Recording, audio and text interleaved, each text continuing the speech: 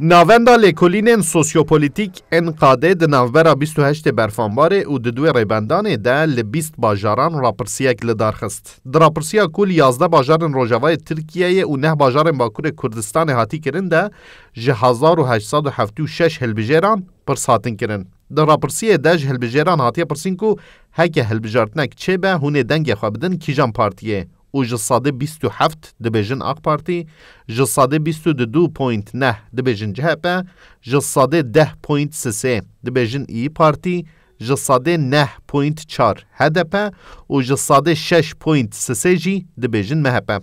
Koordînatora navenda lêkolînên sosyopolitîk ên qadê Yüksel Genç balê dikeşe ku her çi qas qeyranek kûr a aboriyê hebe jî hîn jî AK Parti dibe partiya yekem û sedema vê jî opozisyona. AKP'nin hala birinci parti olarak çıkıyor olmasının en temel nedeni. Qasî ji sadê 8 hilbijêrên AK Partiyê kêm bûne. Lê ji ber ku ev hilbijêr niha bêbiryarin, AK Parti hîn jî partiya yekem e. Opozisyon nikare hember desthilatê projeyên şênber ên çareseriyê pêşkêş bike. Ji ber vê hilbijêrên bêbiryar ber bi opozisyonê ve naçin. Dema Rojav ji aliyê opozisyonê ve vere diyar kirin, dengên opozisyonê bilind dibin. Lê niha newisaye.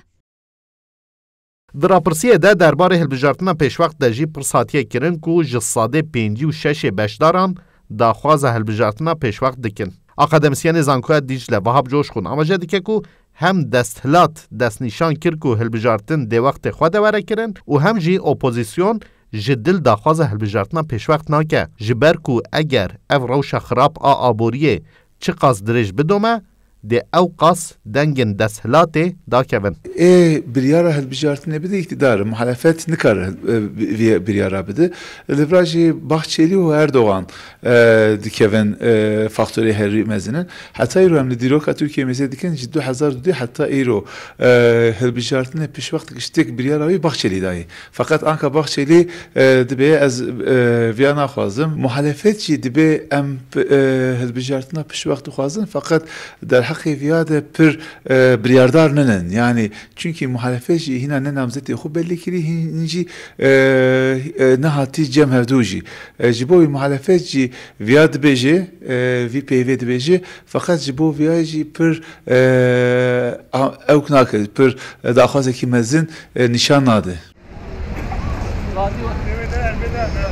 Derbarê namzetên serokkomariyê de jî pirs hatiye kirin ku tê pirsîn eger Recep Tayyip Erdoğan û Selahattin Demirtaş bibin namzet hûn ê dengê xwe bidin kî ji sadê 4.2 beşdaran bo serokkomariyê dibêjin ew ê dengê xwe bidin Recep Tayyip Erdoğan, ji sadê 15.6 dibêjin Selahattin Demirtaş, ji sadê 4.4 bêbiryarin, ji sadê 15.9 jî dibêjin ew ê deng bikar neynin.